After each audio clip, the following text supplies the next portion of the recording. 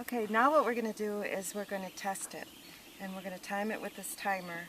And we have a kettle of nibish that Bert is going to put on the fire. And I will start the time. And we'll wait and see when it boils. We'll see how long it takes to boil. As the fire burns, just simply push the sticks in to keep the fire burning. And then you can add sticks depending on how hot you want the fire. I'm placing another stick in there because I want it to burn as hot as I can get it. And so far I've been using 1, 2, 3, 4, 5 sticks plus a handful of twigs.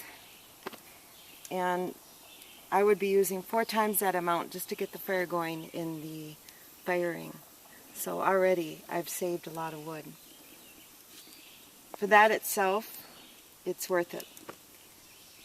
You're doing something that's good for the environment.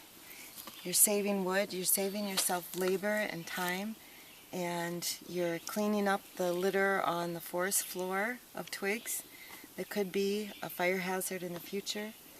And what I like about it best is it's a lot less work, and I really am not into too much work.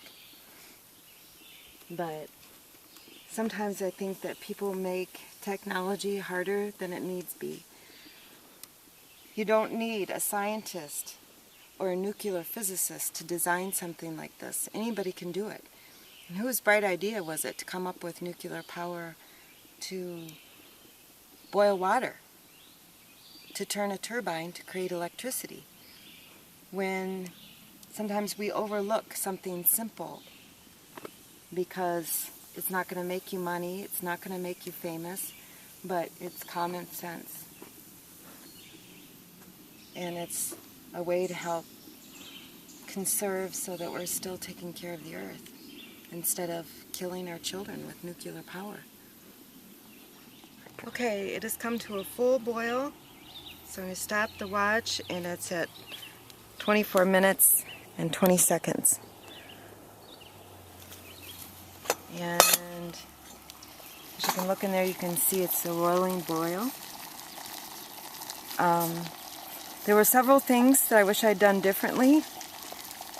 Since this is such a small pot, I would have had this half brick all the way across because the smoke can escape the side. It didn't create as much smoke as I thought it would, so I only need very small smoke holes. That would have directed the heat better, which would have brought the nibish to a boil sooner. So that's what I would have done differently. And the other thing that I noticed was that in here I can stick my hand way in here and I don't feel any heat because this is part of the air intake. So the air is being sucked in here and the heat is being performed down there. So that was really interesting. Also, I only used seven of these kind of sticks, 7 total, which what I would have used about 10 times that amount to start in the fire ring just to boil a pot of water. And I didn't have to slide these in too much as I thought it would. And the other thing that I thought was interesting was that, as you notice, if you look at that flame down in there, it's going really good. But these sides aren't mortared, and there's no smoke, and there's no heat, hardly any heat coming off the edge. As you can see, I can hold my hand against it, and it doesn't even feel hot. It feels warm, but not hot. Same thing on this side. Go ahead and feel it do. Well, here's some warmth coming out over here, but it's not hot enough to burn you. See? Yeah. And then this is cold, so you could very easily use your shelf to place your spatula, salt and pepper here, which is why I designed it like that. And as you can see, there's no sparks flying out the top. So, and even though it's not mortared, there's no smoke or very little heat escaping from the side. So what I would have done differently is, I like this idea if I had a big pan covering it. Then I think this would have boiled a lot more faster if this were a bigger pan covering the top. Otherwise, I would have taken this half brick and I would have just used a whole brick there instead for you cooking something this small. But anyway, ow, that pot is hot. But as you can see, it's cooking really nice. We had to take the cap off because you couldn't see it boil, so that might have made a difference. I think it would have boiled a lot faster if we would have had this closed and a smaller aperture, creating a smaller aperture for the small pot. And also if we would have been able to keep the lid on, but couldn't see it boil, so I think that would change, and maybe I'll do another experiment on it later.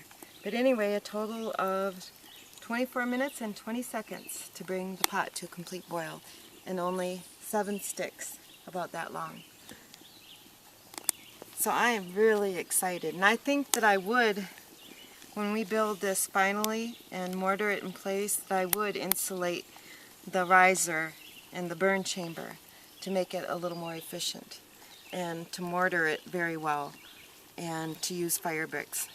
So, yay, I'm happy. I think it's so exciting, and I didn't need a great big nuclear power plant to boil my water. Adios. Here's the cameraman, and he's taking his first sip of tea. Is it hot? And it's been quite a while since we had this fire going. I'm curious as to see if it's still going down there. Oh, there's still a lot of hot coals in there, but we need to push the sticks in. Oh yeah, the sticks have gone way back. This is the one thing about a rocket stove, is you gotta feed it more often than you would a regular stove because you can't use big sticks. But not bad, it's been a while.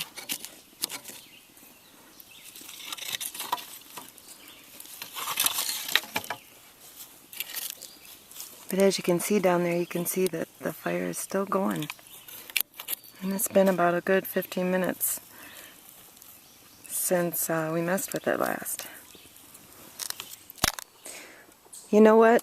This is long after we made tea, and the fire is still going wonderfully with very few sticks fed into it. So I'm going to cook dinner tonight.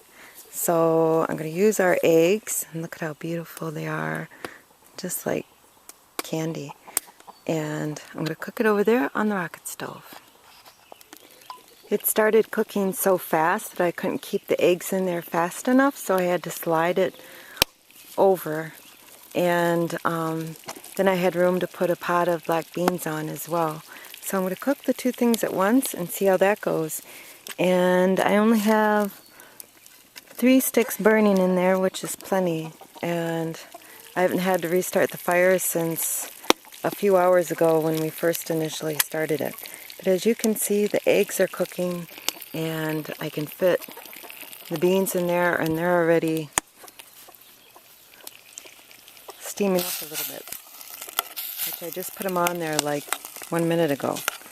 So it is all going good. It's a really hot day. I don't know about y'all, but even though this is northern Wisconsin, it has been steaming hot.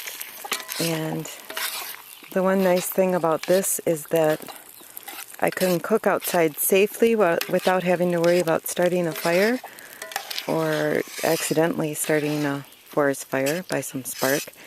And I don't have to heat up the house by cooking inside. I can cook outside.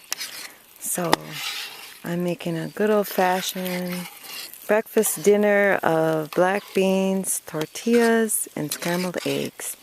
And the eggs are from our own chickens. Less than 10 minutes later, I have a complete breakfast dinner all ready to go, and I've cooked 2 dishes on the rocket stove. I did place the so-called half brick across so that I would get more heat in one area, one concentrated area. And it only took 10 minutes to cook this meal, and 3 sticks total. So I'm impressed. I'll enjoy a good scrambled egg and black beans with tortillas dinner. Here is the completed project. a whole bean burrito and egg dinner without getting the house all hot.